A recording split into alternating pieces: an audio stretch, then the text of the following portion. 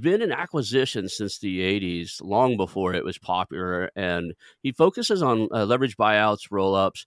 He's also known as the Wyatt Earp of small business investments. Welcome, Darius. Thank you for being on the show. It's a pleasure. Looking forward to it. Good day. Awesome. So I always like to start with how did you get into this space? You've been doing this for a while now. So I've had some really cool people on the show who've been doing this, more than 10 years. And you're definitely in that, been doing this since before it became a trend. And so let's talk about how you kind of got into this space and what that looked like. I was 1984. I was fired from a job at a bank. And my mom said, maybe you should turn around and consider real estate. And didn't do well as far as trying to sell property. But then I realized that you have guys that have problems in the business. They can't get leases. They don't have legal backgrounds. They don't have experience as far as getting anything in relationship to the business that they have as far as getting the leases right, getting the legal advice, and so forth. So along comes a guy that's turned around and had all this experience and figured, okay, we got to use knowledge capital. How do I take this knowledge capital and make it work for me, minus getting the commission? So we start cutting side deals. And this is how it began. Awesome. So a lot of people come into this space through real estate. I did. Everybody on the show has probably heard this story 100 times by now, but I was a marketing coach of all things, helping, and one of my clients was a real estate investor, and he asked me to come on and be, basically, consumed my marketing agency into his company, and it just made sense to do that. But when that didn't work out, I branched out and had my own real estate investment firm. We did short sales. We stopped foreclosures and stuff. Very, very complex, overly complex. I wouldn't do it now because the regulations changed so much. It's almost impossible to. But when we started, it was nice.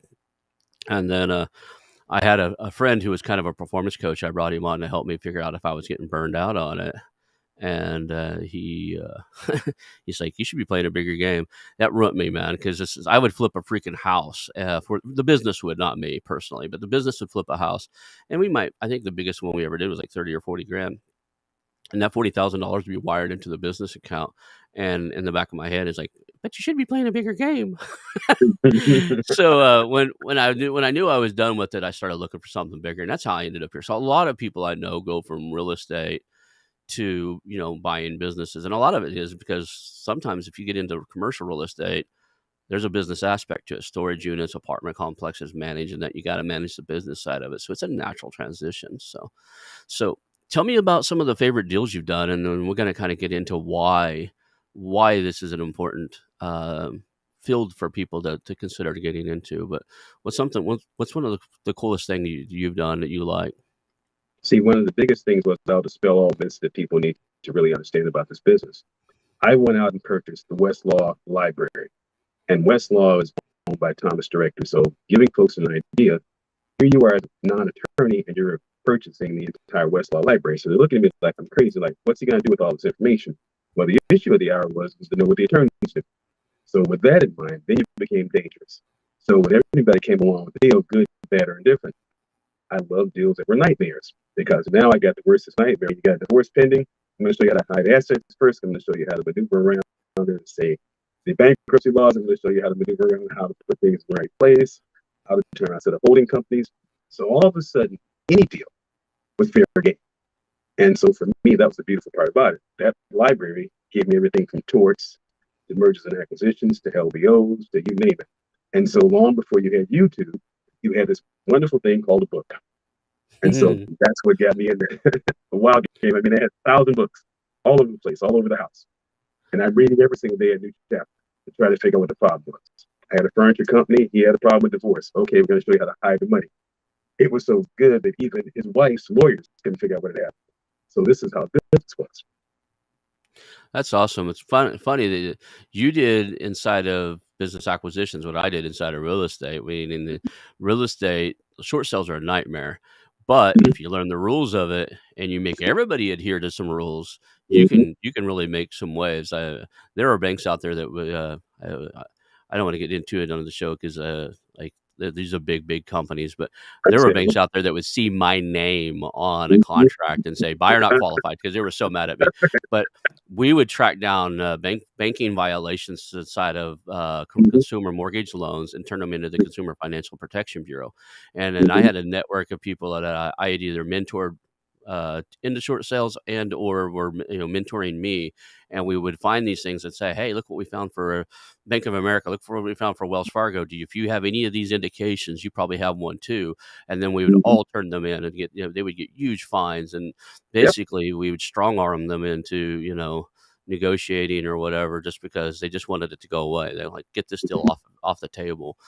I've seen second mortgages released and like without payment. I mean, just like they just get it out of here. And so after a while there, they just basically, if my name was on a signature, it said buyer not qualified. So we turned them in for that. So if you remember all the news that banks were getting in trouble for blacklisting investors, I was part of the group that turned them in because I was one of the investors. They just basically said, if this name's on a contract, don't sign it. I don't care what entity or whatever. They were looking for my name, my signature, whatever. Because I changed the LLC because we were buying them under LLCs. It's like, no, buyer's not qualified. They wouldn't explain anything. They just say buyer's not qualified. Like I had freaking cash lined up. I could show them a bank statement that has the cash in the account ready for it. Buyer's not qualified. Like my money wasn't good enough. So you did the same thing inside of the business acquisitions. You found ways to untangle problems that other people couldn't. I got so good in the short sale space that all the real estate investors in town would just hand them over. Like somebody would come to them like, it needs to be short. So they'd hand it to me because they didn't know what to do with it. We had a ton of business from referrals. I bet you got the same thing. People, acquisition entrepreneurs like myself, would get a hold of something. Yeah, this is a mess. And they probably reach out to you because you can untangle it. Well, the funny part about it was at the time that you were talking about, Resolution Trust was going on, Community Reinvestment Act, and so I love being the ant that 400 million years later is still pestering mankind. So I was the ant, and every time you look around, you're like, oh, not him again. It's like, even the devil waking up, like, not him again. Give me a break. So that's the beauty of this business. When you become the antithesis of all of it, people start looking you up. Even people that I didn't have business cards doing it. I didn't have situations where it was a website. It was just like, listen, I got this friend. He's got this problem. You got a problem? Here we go. It's on. And so you enjoy that kind of thing. So I enjoyed beating up the big guy. It was the reverse, not the little guy. It was beating up the big guy. You bring him on, I'm down for it. Yeah, that's what we loved. We were a 3 to 5 minute shop. We had a couple of interns sometimes. We were 2 guys when we started, and then occasionally we'd have a third one that was kind of a permanent intern, and then we'd bring in part-time guys here and there. And we would normally negotiate between 30 and 40, sometimes more, short sales at a time. But to be the Davids and going around smacking around Goliaths on a daily basis was kind of fed my ego. I think it fed my ego more than it did my wallet a lot of times. That's right. That's right. That's it. You got to be careful with that one, right? So be careful that you're feeding the right system there. So let's talk about the industry itself. What's going on in this space, and why is it important for people to consider acquisition entrepreneurship? Well, there's a bunch of nicknames for it now: ETA, acquisition entrepreneurship, whatever. But so why should people be buying businesses now? This is a golden era, and it's a golden era for a couple of different reasons. You have 50, 500, close to $1 trillion plus of, and I say $1 trillion, I'm getting closer to $2 quadrillion around the world, where you have these businesses that are owned by baby boomers. And what we're talking about, baby boomers are my age, say 55 up to 70 or 80. And there are hundreds and thousands, if not millions plus businesses that they can't get out of. Now, since COVID's made it worse, because now the sales are down, the markets are down, people aren't buying, and they're just sitting on zombie companies. So now the issue of the hour is they want out. They don't know how to get out. So now you have the issue and the problems. But they don't know how to have the problem yet, because every single day you're looking at probably 7, 8 million people are retiring every single day. And this is going to go on between now and 2025, maybe 2030. And in this country alone, you're looking at about 65, 70 million businesses that are owned under, say, 100 employees that they need to turn around and make moves. So as a result, this is a huge industry. And the number of buyers that understand how to actually wade through the problems and get to the point where they can actually buy the businesses. And the real issue and the crux of the matter of it is the sellers don't know what to do. They're putting the business with business brokers. 1 out of every 10 will sell. The rest will go out of business. So it's a beautiful opportunity. Now, the big problem is you got to educate yourself the game, because this is the game now. The sellers want maximum price. Business brokers want maximum price. And you got to be able to find the sellers before the business broker does. Because most of the time they become the business brokers, it comes a point in time where the business brokers got frustrated. And now he's saying, okay, if the business is worth even that maybe $2 million, he might have the shell worth maybe 400,000. But the business broker is goosing them up and gassing them up because they think he's going to get something for it. So this is where the real meat and potatoes comes in. Yeah, I've got a few. I've had some business brokers on here. I've actually partnered with a specialized brokerage that'll be announced here shortly. But I, and I was very clear with them. Even it's like I don't have a good taste in my mouth for business brokers. It's way too easy to get the license. And the guys I'm partnering up with, they've been doing it since for the 80s. They have a pool of buyers. They specialize in a very tight market, and they're good at what they do. It's all IT. Service companies and stuff. But without that, it's just way too easy to become one, right? And I jokingly, there's a reason why they call brokers, because if you work with them, there's a good chance you'll be broker than you were when you started with them. Right. And that goes with any industry. If any industry, real estate's the same way, right? So good brokers are, 1 in 5 brokers are decent. The rest of them are kind of like either barely getting by or rotten, just don't do their job. Because there's a low barrier entry. For a few $100 in a class, you can get the license. And a lot of states don't require a license for a business brokerage. So the market's huge. I've heard numbers, there are numbers that are flying around right now. There's something like $68 trillion worth of businesses, worth of revenue in businesses that have to change hands in the next 15 to 20 years. So, so that's a pretty significant thing. And if you look at it, we talk about the opportunity, but look at the risk. If nobody takes those on, though, the scariest part of this is that pool of business owners currently employs 51 or 52% of the U.S. workforce, right? You're talking about an economic recession. If those jobs if they either die in the chair or shut the company down because they don't know how to sell it. In a free market society, you think that the competition will step up the game, the jobs will transfer things, but that takes time, right? So I don't say that it eventually won't correct itself, but we're going to have a rough time as a country if that many jobs and that many company goes away because of the absorption rate of new companies taking on those. The typical economics of supply and demand, indicates that somebody will pick up that slack, and company A makes widgets. They go out of business. Somebody still needs widgets because they were buying them. They're going to go find somebody else to buy the widgets from. But it's disruptive. It'll cause a ripple in the supply chain and cause a big problem. And I think it'll hold the recession in place for way longer if we don't just step up to the game and take care of this. So let's talk about you said in the notes you sent to me that you're doing LBOs and rollups. When you're talking to rollups, so the one thing I've noticed about this industry is we all have different definitions of what certain things are. So tell me about your rollups. Like, what do you consider a rollup, and how does that work in your world? I'll give you an idea. In my background, I've done 200 to 300 companies with an aggregated asset base of between 9 and 10 figures. And that's from the venture capital side to the equity stake side. So I've done interesting things there. But this is how this really plays out. When you're doing a roll-up, right, you're looking for, let's say, an air conditioning company, platform, we'll call it. That's the foundation base to get started. Now, from that, you're looking at different markets or different add-ons. So you might be looking at an air conditioning company, maybe you need a plumbing company, maybe you need an HVAC company, maybe you need a company for landscaping. So each one of those companies are an extra accessory to the mainline company, which is the air conditioning company. So that's basically what a roll-up is. You're rolling up companies either in the same industry or they're going to be aiding that company in that main industry to allow for you to be able to get more business from that customer. So let's say the homeowner. You look around there and you see he has raggedy grass. Okay, I've got the perfect situation. I've got a landscaping company. In the same token, you see there, you see a septic tank is screwed up, or you have a septic tank company. So basically, you become the cycle of your market. Now, the problem with that is a lot of roll-up companies go because they get probably 20 companies, and there's no set system. There's no set of employees that have the same consistency at all. And then last but not least, the owners themselves did not have an employee attrition program that would allow for employee retention. So having said all that, the roll-up doesn't work. So now you have a situation where you have a bunch of companies that you have a bunch of money that's all tied into. You've got owners that are waiting for payouts and or some type of stage payment. And it's a mess. So the best roll-ups are the ones where I call it peeling the panties off.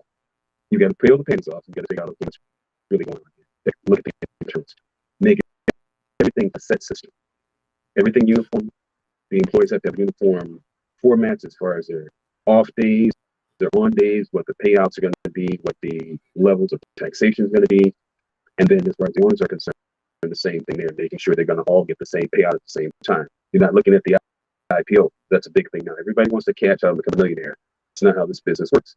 You might be at this for years and not make the big IPO. But the young guys are gunslingers, so they think this is what it is. It's not how it works.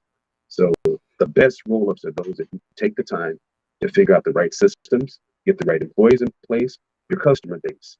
If your brands and your name reputation is all screwed up, you can't buy that company. You got to change the name. You got to do something different. So it's a mixed bag of tricks, but that's basically roll-up in a nutshell. The reason I asked your definition of it is because there's two different trains of thought. Some people say a roll-up is like what I was working on last year. Marketing agencies, that's it. So everything had to be a marketing agency or have like there were lead generation companies and stuff we were looking at, but they were in marketing, right? To where other people say, you buy an anchor and you fulfill the market in that space. So it's like what you were talking about. Like I own a pest control company. Wouldn't be a bad idea for me to, in Tulsa, Oklahoma. Wouldn't be a bad idea to have a cleaning company because who finds more bugs than the cleaning lady, right? And a lot of the pest control jobs I have, my guys have to go clean everything before, or at least remove a bunch of the junk before they can treat it. So having a deep clean crew before or after, would be critical. So, that a lot of people look at roll-ups like I'm going to take a market and I'm going to roll up a business that addresses all the needs of that particular customer. So that's why I was asking what the difference was. So that's cool. What do you see happening? Like, how do you, I'm going towards the economy. It's kind of, we're tinkering on this whole, it's a recession, it's not a recession. How do you see that impacting the future of acquisitions and businesses? The economist side of me says the following. This is going to shock a lot of your audience. In the next 5 years, we're going to be looking at employee nightmare of about 100 million people in this country unemployed. I'm going to shock some folks. When I say 100 million, I mean 100 million people unemployed, as well as the Dow stock, Standard & Poor's down by 50 to 80%. So we're looking at the Dow going back to where it originally was at, almost in the 70s, 3,000 or 4,000 points. So it's going to be wiped out. And what that means for an acquisition specialist or an acquisition entry person is there's a feast to be had. Because all you got to do now is get the phones, get the assets, get the equipment and those kind of things and just wait it out. And just kind of trudge along. But it's all because you're looking at probably now 20, 23, 24, 25, you're going to struggle a bit. By 2030, you'll be back in business because the millennial generation will be back booming again. We'll have alpha generation coming about the 2030s, 2040s. It'll be long, all wonderful opportunities. But right now, we're going to see a lot of pain. So I say to everybody, prepare for it. Now, the plus sides of it is sellers that are unrealistic are going to die. Bottom line. You cannot sit there and say, 50% above my business. Those days of the real estate business being 50%, 100% bidders, over with. Those days of bidders, as you can see now with Blackstone and BlackRock backing out the single family, it's making folks think it's over.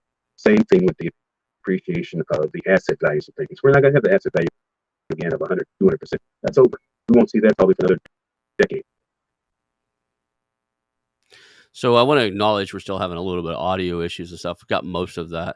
Hopefully it's just my side. Sometimes because this records in the cloud, hopefully the recording sounds better. So if you're out there listening live right now, and you're having audio issues and you can't hear us, please chat, send us a chat message and stuff.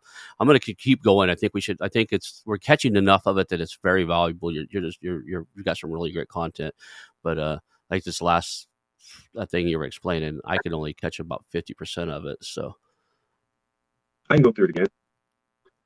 What we're looking at is we're looking at a situation right now where the markets are not going to support ever again in our lifetimes 50, 100, 200% valuations. Never going to happen. We won't see that until the alpha generation, which is being born between 2020 and 2025, 2029. So with that being said, we're going to be looking at a lot of pain. And like I said, 100 million people unemployed over the next 3 or 4 years, and probably millions of businesses going out. I mean, we're seeing the pain starting to happen now with the layoffs and so forth. So for the upcoming acquisitioneer or the entrepreneur that is going into acquisitions, this is a field day. Gather the assets, gather the bones, look at potentially positioning that asset to potentially go bankrupt if necessary, but hold on to the bones, get the core of the business, and really realistically sit down and have hardcore talks with sellers. Sellers have to be realistic now. Those days are over as far as the bygone 2000s. Interesting. Do you think a lot of that, the shift in it, I see some of the trends of what could cause some of that unemployment, right? The economy going down, some of these businesses not being bought. Artificial intelligence is going to take over. I just read an article today on the real estate space that in France, they ran AI, artificial intelligence, to look at all the satellite imagery of the area and tag thousands of people who had undeclared swimming pools. And now they're raising all their property taxes, right? And where I'm from, well, you know, where I live in California now, but I have a lot of real estate in Oklahoma.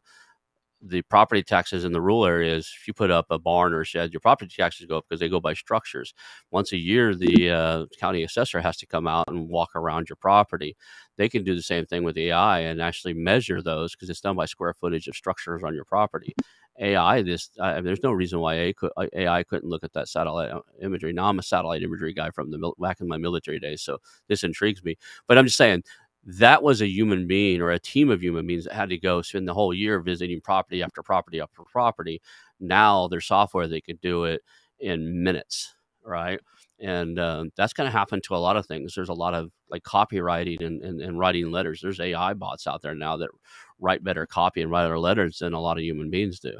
And so as that gets better, you know, a lot of the jobs that you see right now are going to be replaced by automation and technology, I think. I'll even say something interesting there. I got involved very recently with the drone business, a whole another level. And now the average person can take a drone and do wonderful things. So I can just say there's satellite technology, the drone's even better because now you can get up close in person. It's beautiful how that works. So you're right on target.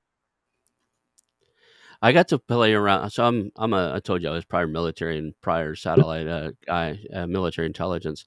I got to play around and I like be in the room when the first drones were around, like before they were civilian, right? We used to call the Predator the lawn dart because I was actually at the facility. I can't say where it was, but I was at a desert facility where they were testing that, and we jokingly called it the lawn dart because when they were testing it, the thing it looked like a lawn dart, but occasionally if it failed, it would just turn down and crash, burned up, millions of dollars of equipment.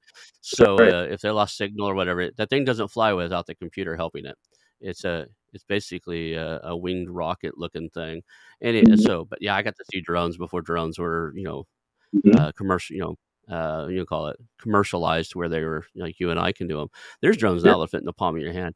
So that's right. Yeah, I can see that.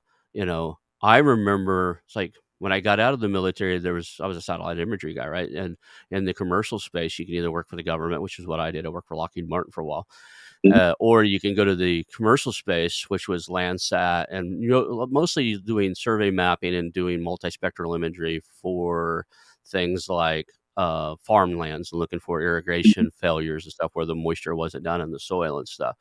So all that now, so that was either done by sensors on aerial airplanes, or you had to buy very expensive, satellite coverage. So satellites would go over, and then they would sell that coverage to people who, that were running these geographical information system shops. They'd have to buy it. Now you can just fire up a drone. I mean, you can fire up a drone, I think cameras are still expensive for FLIR and stuff, but you can buy a home drone, put a FLIR on it, forward-looking infrared, and see in the dark for thousands of dollars, right? I think the FLIR cameras are still $4 or $5 grand, but it's incredible what you could do now from your house, right? So think about even in law enforcement. Used to, if somebody's on the run, they have to get the helicopter off the ground, the helicopter go chase it. Yep, There are cops in cities now that have that's right. drones that have FLIR on the drones, and they're chasing somebody. They just step out of their car to launch a drone, and they're Right. following the guy on a FLIR drone. And Mm-hmm. you're not, that thing can go inside of buildings and stuff. You're not getting away from that. Mm-hmm. So it's. I think we're going into a different. I mean, I'm sure our parents think that had the same scenario where they thought the world was changing because of the technology we have now, right? I carry, even me growing up, my first phone that when I grew up, I'm going to date myself here. I'm 50, but I grew up in a very rural area. When we moved out to Kellyville, Oklahoma, our phone was what was called a party line. So Mm-hmm. it was a Yep. rotary dial phone. You pick it up, and you had to make sure none of your neighbors were on the line. Right. Right. And I was a creepy kid. There's some really attractive, sorry, ponders. There's some really attractive young ladies that live down there. I'd pick it up and try to listen. They're like, get off the phone. I'm like, oh man, I hang up. Right. But, so I'm just saying that now the cell phone that we have in our hand is more powerful than the computers I used when I was in the military. Right. So, I remember the satellite imagery systems having hard drive rooms and data centers that would take up just rooms and rooms and rooms. And they're like, yeah, this is so many gig. My cell phone has more than that. This tablet Mm-hmm. that's recording this has a terabyte solid state hard drive in it. I mean, that's just insane. That technology both enables jobs, and at this point, we're at the stage where I think it's going to start taking them, right? Yep. I think that, the biggest concern, the biggest economic concern I have around AI is where are those people going to earn their keep, right? The people where the AI takes the responsibility. I honestly think within the next 5 or 6 years, a lot of customer service jobs will go away. These AIs are going to get so smart about answering tech problems and being able to pull from data and doing real human conversations with people, that that call center job where somebody's walking through debugging your computer. That's something a computer could do better than you anyway. Absolutely. I mean, we're seeing it now. Yeah. Something as simple as when you mentioned the satellite technology, the satellite phone. I can go anywhere now and use it anywhere. Yeah. The low orbit satellites, it's incredible. I'm sitting in, just think about it. I'm sitting in a redwood forest in Northern California, surrounded by redwood trees, Mm-hmm. with a gigabit interface, a mic in my face, and I can be anywhere in the world. I have a tiny house we can drag around anywhere we want. Technically, I could throw this on a cargo ship and take it, put it on an island somewhere if I really wanted. And long as I can, with Starlink and other stuff now, which I have on order, I can be anywhere and do this. So the cool, it enables, and I think there's a good chance it's going to, those jobs will go somewhere. There's the argument for what they call a standardized living wage. If AI gets so good and everything's running so well, then something has to be done. People have to survive. So I think that takes us to another level there too. You mentioned about the whole internet and the AI and so forth.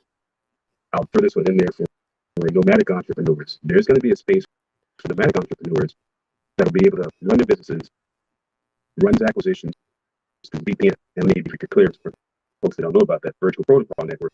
They can be in other places in the world, run their businesses, have managers that are owners because they own part of the equity in this and still run the business. So you can actually be an acquisition person, be an acquisition owner, have someone somewhere in Hong Kong, they can be in San Francisco, be in New York, running that business. You can be somewhere and enjoying yourself. So that's another phase for acquisition entrepreneurs to consider. The nomadic entrepreneur. That's something that I'm heading toward now because things different. We enjoy life. You're in the 50s, you got other things. So this is another facet. Yeah, I'm sitting here in, like I said, in California. I have a pest control company in Oklahoma. I'm looking at companies in other states. As long as I can get on a Zoom call and I'm not the operator. I think my operators ought to be local. So that's a great topic. I think you sent me some notes about this too. What is an acquisition operator versus an acquisition owner? Because I stay on the owner side. I'm not the operator. So I think the difference there is that if you got someone that knows how to run a business, I actually keep a constant repertoire of guys that run businesses and have run businesses. I'm not a business runner. I can, go in there and figure the numbers out, get it bought, and that's it. I want to be out. I don't want to do the day-to-day stuff. I want to spend 70, 80 hours. But you've got gun-ho guys who want to get in there and run that business. Let them do what they do. Pay them well. My grandfather used to say it's better to have a 1% of $1 million than 0% of no money. So the bottom line of it is you might only get 4 or 5% out of that because you're paying him and the staff well. But the business is running well. You're guaranteed that money, and you don't have to turn around and be there all the time. And you can enjoy your life vacationing. So as an operator, the key for you is to find people that understand management backgrounds. Maybe it's a guy that's been a foreman for 10 years, and he wants to have his own shop. He's got a little equity stake in there. You've got him in there. He runs it. Now you're able to turn around and be more of the CEO, whereas we're going to redefine CEO is Chief Experience Officer. You have experience to make this work. Now make it work. And your goal and your gain is to make sure that you keep on getting your percentage, the business stays functioning, and you're able to turn around and have freedom. That's that Chief Experience Officer. You have the experience to know that you don't want to be operating that business, but you do have the experience to know how to operate. I look at it as I'm the chairman of the board, right? I'm going to put an operator in there. I'm going to oversee it. I might even bring other board advisors on to make sure that we have direction and knowledge and stuff. But the operator is on job site, knows the insides and outs, knows how to grow it, knows how to scale it. That's two different things. A lot of people think growth and scale is two different things. It's the same thing. It is not. So knows how to, scale, knows how to grow. And, that's critical. And one of the things I've been asking everybody that's on the show is how do you, because this is a pain point for me.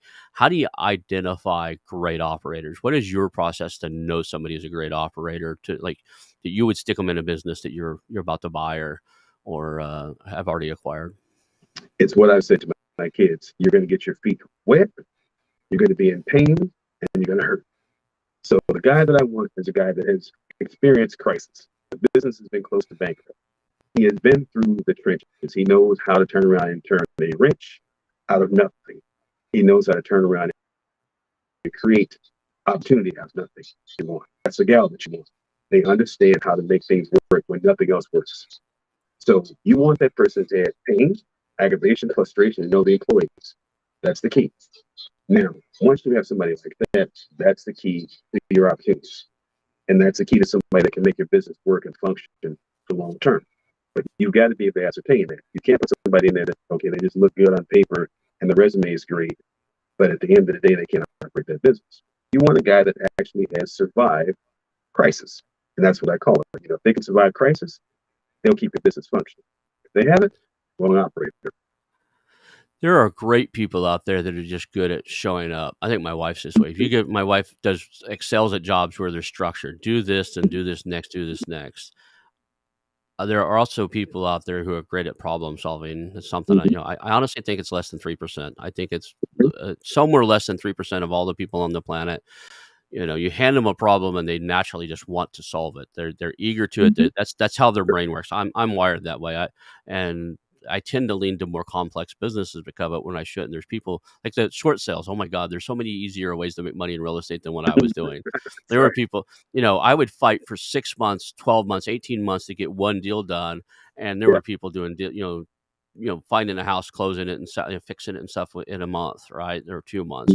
And, it took the acquisition part of the, my transactions would take 6 months, 12 months, 18 months on a regular basis, So, but I could untangle things other people couldn't. So I get that. So my operator, you're thinking that the operator needs to have that problem solving ability on top of being able to structure things. That's right. Okay. As well as being able to financially have equity stake in there. If he only has his last $20,000 in there, take his $20,000. Don't say, well, okay, we'll give you some equity after you earn some equity. No, if he's got some skin in the game, he's got something to lose. He's going to make sure that business works. With no skin in the game, it's the same thing in a marriage. You got to make sure they got something to lose. That's a great topic because one of the ways I'm looking for operators are people who are. So I have this podcast I run to. I do twice a month. I do a meetup where I'm meeting other people in acquisition entrepreneurs, and one of the. I'm transparent as all get out. One of the reasons I hold that twice a month, I spend an hour or two on my day with, people, and I go to other people's meetups too. I'm always on the lookout for somebody who has money to invest and has operational experience because I'm really good at finding deals and negotiating things, and people bring me stuff. So, but I'm not an operator, right? Not a great operator. So if I find somebody that has money to invest, because I want them to have skin in the game, and Mhm. they're a great operator, I want to know who those people are, so that when the deal comes up, I go, hey, Joe over here used to run a heat and air company, and he grew it to X, Y, and Z. Now he wants to own his own. I've got one. Let me call him and say, hey, look, we'll start off at 15% ownership of the company for the 150 grand that you have. You'll work your way up to a 35% ownership over the next 3 years if you hit these goals. That's the kind of plan I want to have, and I know he's done it before, right? Yeah. And there's nothing more powerful than somebody putting their their equity into a deal. So I believe that 100%. So I'm glad that I'm glad you confirmed that thought, because I haven't got it done yet, but that's where I'm leaning, is like finding individuals who they want to own their own business, they want to be their own boss, they want to be the operator, they want to be the CEO, but knowing how to source deals, negotiate deals and stuff is what they're trying to learn. They just haven't figured it out yet. So.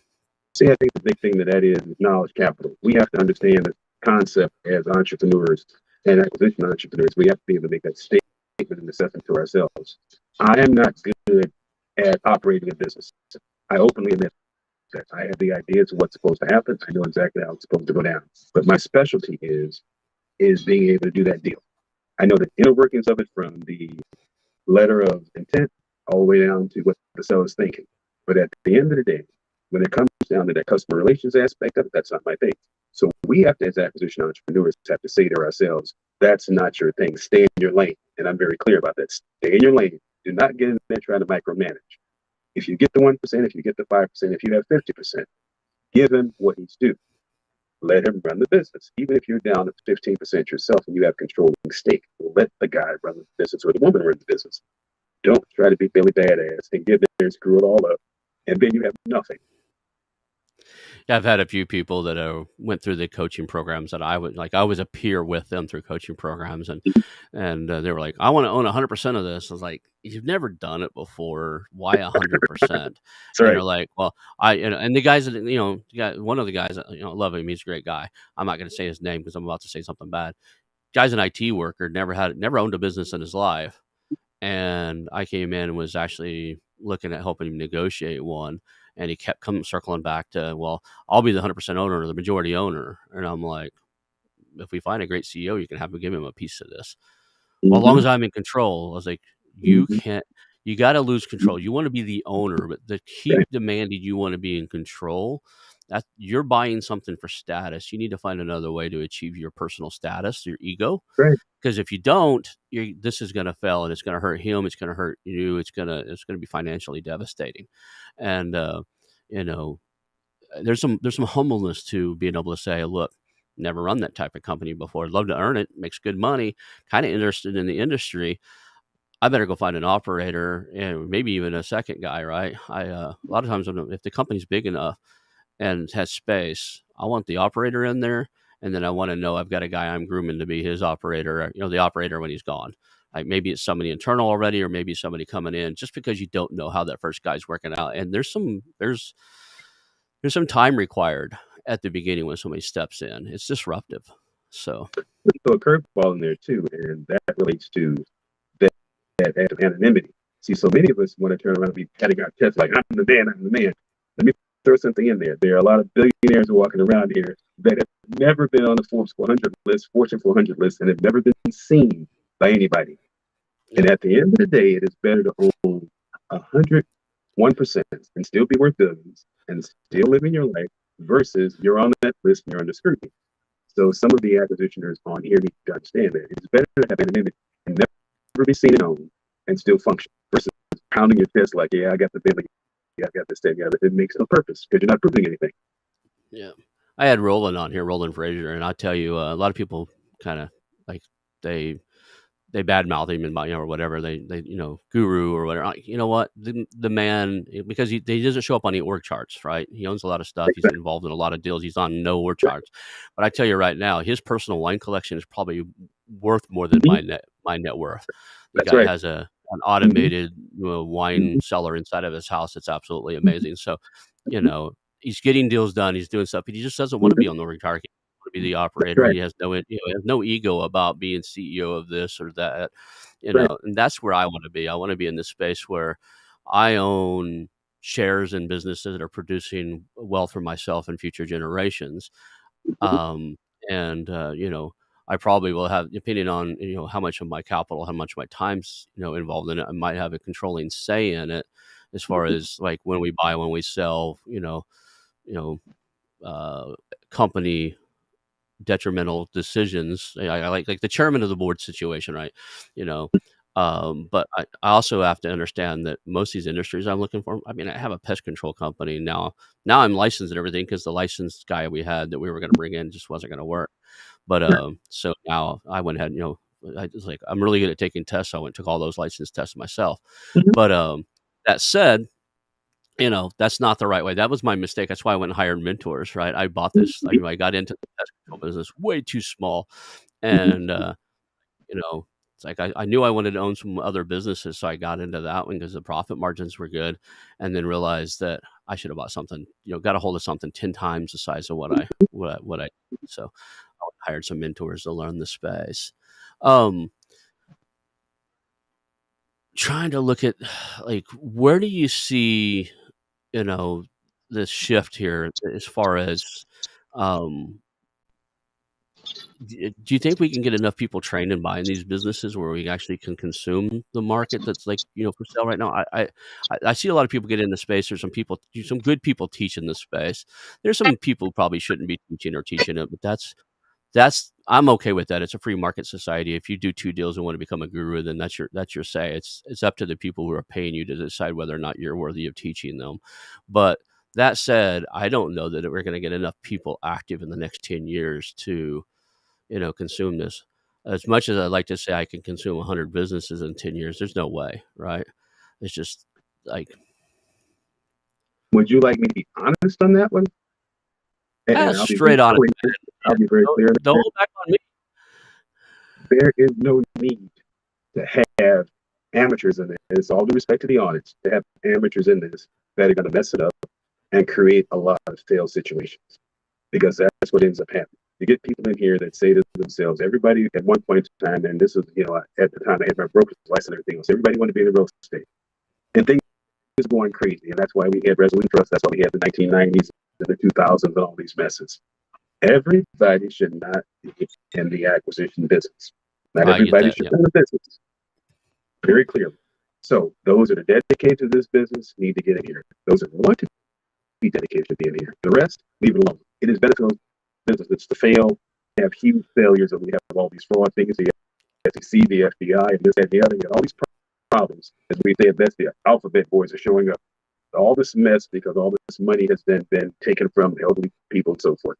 So it's better for the industry to stay very small than to have it huge and we got problems. Because now we're doing what? It's not advocated as much. And that's an honest assessment. I've seen that inside of the real estate space. Everybody and their brothers started getting into wholesaling, and I kept saying this over. I owned for a while there. I owned our local RIA, the Real Estate Investment Association, and I would say, look, wholesaling is still a profession. You have to do it a certain way, and people get really creative in what they were doing. It's like you're one senator's child. You burn one senator's child on a home. And we're going to have new regulations and laws. Now in the state of Oklahoma, you have to have a real estate license to wholesale. Pretty much, they basically said you're brokering deals without a license. They changed the rules on everybody, and that was because people were putting things under contract they had no ability and no capability of buying. And thinking, and then couldn't sell because they weren't negotiating good prices. It wasn't a marketable wholesale, and they did that to the wrong person. They hurt some senator's child or some senator or something, like somebody with some clout. And now there's rules and laws that say you have a license. That'll happen in this space too. It'll get regulated if you got a bunch of new guys out there burning business owners and hurting them. Now the difference, and here's the scary part, the difference is inside of real estate, most homeowners that are selling their houses don't have ample funds to go hire attorneys and chase you down. You start burning business owners on $1 million deals, there's going to be some lawsuits. right? That's right. So maybe it'll self-regulate and won't be laws that are passed to regulate the industry, but eventually it'll catch up. So I 100% agree with you. Uh, there are some people who have no business owning a business. That's just they've never owned one, run it. They don't have the entrepreneur spirit. Love my wife to pieces. She probably should never own a business. She's a great employee. She just, she needs to be told what to do next, what to do next, what to do next inside of a business. Um, you know, it's funny is we've worked together twice, and I refused to fire my wife a third time, so we're not doing that anymore. I just don't have the time. I don't have any employees like they come like they get what's done and go, okay, what do I do next? Go find something to do that. That's not how that's why I'm not a great operator. Is I don't have a systemized thing that says, okay, you need to do this X, Y, Z. Okay, you got Z done, now do X, Y, Z. Then this is another reason I'm not a great operator is if I have to do something more than 2 or 3 times the same thing, I get bored really fast and it doesn't get done. Right. I'm really good at solving problems. I'm really good at looking at new things and finding solutions. I'm really good at setting direction and vision. But if you ask me to do it 50 times over, the third time into it, I'm like, damn, somebody else should be doing this because this is boring. Right. So where to go now, man? We got a few minutes left. Tell us about what you're up to. What's your projects now? How can somebody help you? This is a great time. We got about 15 minutes left of what's scheduled for the show. What are you working on? What can people, what kind of deals can people bring to you? How can we as an audience help you move your game forward? I'm looking for real estate opportunities, 10 units or greater, throughout the Northeast and the South area, including the Midwest. As far as what I'm up to now, it's more a matter of now I'm looking at becoming the term that we've created now, we house the world. I'm looking at building units in Africa, Asia, India, South and Central America, and focusing on, potentially speaking, over the next 30 years, having about 1 billion units under control. But the bottom line now is I'm looking also at construction companies. Everything from HVAC all the way down to including the heating companies, just to be able to be in a situation to acquire those and look at putting those under an umbrella. But I think the biggest thing now is for entrepreneurs that now are considering this business. I want to be very upfront and very clear. Do not consider this business if you're planning on getting rich quick. This is not what it is. This is not, again, what it is. You're going to get head over heels into a business. That's going to probably be your first one and throw your hands up because you're going to say, I didn't get rich quick. You might have $1 million in assets. It does not mean you have $1 million in your pocket. It means you can go out and buy robes, or you can go out and buy the $2 million house. That just means you have $1 million problem and you got to figure out how to solve the problem. So one of the biggest things I want to say is, and I'm helping folks, is that if you're going to enter in this business, and it's not me selling a sales pitch, I don't want to sell you coaching. I don't want to sell you my books. I've got 7 or 8 books out. I want to sell you the reality. You've got to be able to understand entrepreneurship is just that. It's freedom. Along with the freedom, if you love what you do, comes the money. But it does not come, you love the money first and then you get the freedom. It doesn't work that way. I've got a book. I'm about 2/3 of the way through writing. It's mostly in real estate, but I'm going to apply it to this as I learn more of this space, the Acquisition Entrepreneur. And it's called, the title of the book's already nailed down. I've got the domain names for it and everything. It's called Get Rich Quick My Ass. And it's basically the untold story about real estate. And now I'm going to add business acquisitions, right? It's not get rich quick. It's, I used to teach people in the real estate space all the time. Like, it's a tough way to make an easy living, right? There's a lot of work to be done. Now, in that space, I was an operator. I mean, I was in there daily. I was speaking at events. I would travel and speak at other, just to get deals, raise money for deals and stuff. I would go speak and teach something about real, short sales or a house negotiation or whatever, and or marketing for deals or direct mail or something, just so I'd meet people in the room and they'd bring me stuff they didn't know how to untangle, because they would ask, well, what do you specialize in? It's like, well, I do the ones nobody wants, right? But I would teach them something on on X, Y, X and Y, and then say, by the way, I do Z, and if you get any of those, you probably don't want to mess with them. They're really tough. Send them to me, right? So, I'm 100% on board with that. So you're in the commercial real estate, construction. It's funny you said heat and air. I've got a $5.5 million heat and air company we're looking at in Oklahoma. I just sent the information over to my guys, and we're probably going to take a deeper look into that one. It's really early. Somebody said, "Hey, are you interested in?" That's where it started. Like, yeah, I am. So that's where we're at on that. So I'm into home services. What I'm looking at, and so kind of, I think you're on the same page, is what's recession resistant? There's nothing such thing as recession proof, but people are always going to need a place to live. I promise you, if you're living in the Midwest where it hits 105 degrees during the summer, if your AC breaks, you're getting it fixed, right? You know, nobody wants to live with bugs. The pest control companies are going to be okay. They're going to, if you got bed bugs and biting you at night, you're probably going to want somebody to come get rid of them. There's going to be some industries that they'll be impacted by the economy, but not detrimental. And there's some industries that are just going to be just hard to manage. I wouldn't touch a restaurant business right now. Food costs are going up, travel is going down. You know, when people start cutting back and eating at home when the economy hits a tank, you know, and if it tanks, going out to an $80 dinner, you know, and here in California, man, I take my family of four to freaking cheeseburgers. It's $35, $40, $50. It's crazy, right? So that would go away. I mean, a lot of that would go away in the event. Maybe not for us. We're okay, but for most families, that would go away, right?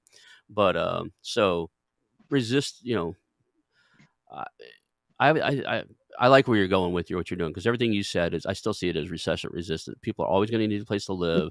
Where our population is starting to decline, but in most areas there's still a housing glut. There's a lot of people out there, like in a lot of these countries, big countries, India, China, and some other places.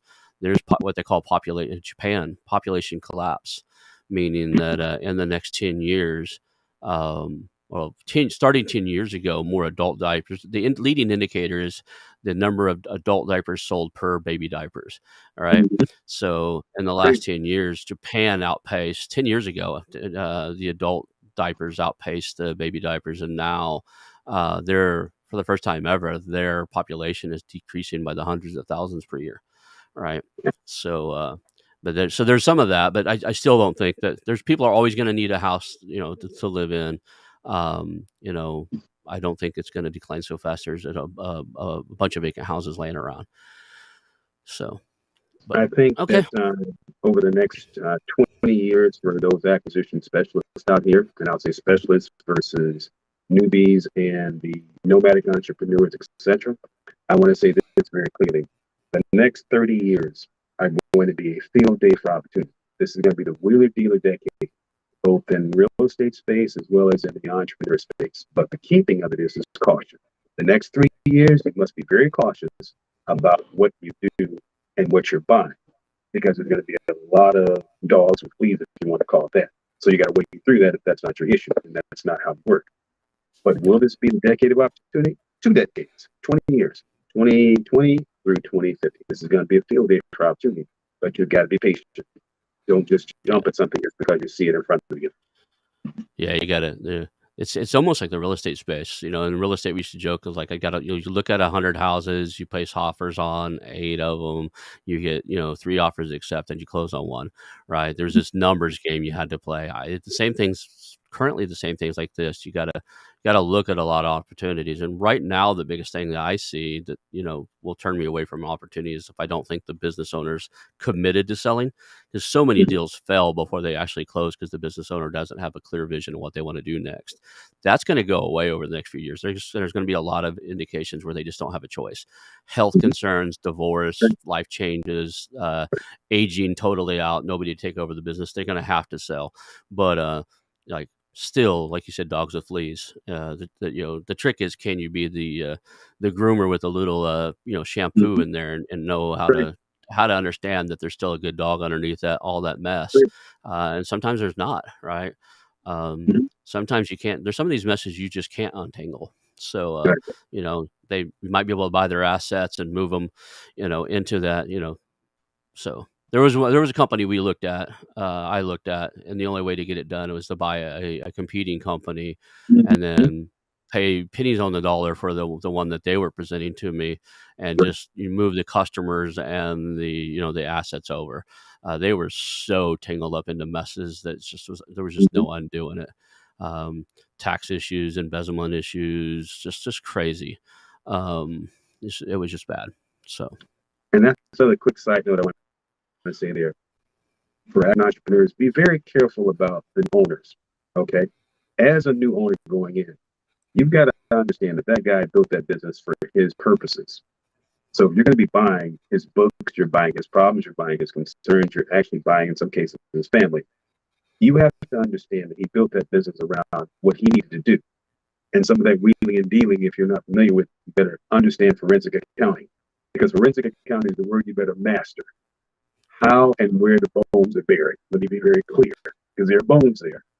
Figure out where they are and try to pull them out and ask questions. Just like dating now. You're going to have to be a master of dating because you have to know when he's lying, who's telling the truth, and what else is missing.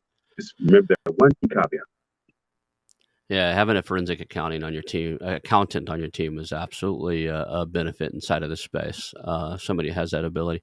I had one. She retired out, and she was helping me look at deals for a while, but she just got busy, and she's like, she's retired. She only wanted to do a little bit here and there, but she was really great. She used to travel around for big corporations when they have multiple sets of books, and they would fly her out when something didn't seem right, and her job was to dig into it and figure out where it was going, what was happening, clean it up, and bring it back into line with corporate. So big national corporations.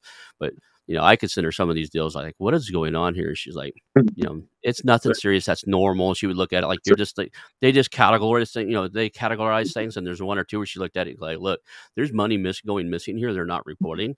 And there's something shady here going on. And, see if they'll give me the bank statement so I can see it. You get the bank statement. She's like, oh, he's got another bank account somewhere. And like you ask him, like, yeah, I got another bank account. Can I see that? Oh, it's not related to the business. I still need to see it because there's something, I'm straightforward with people.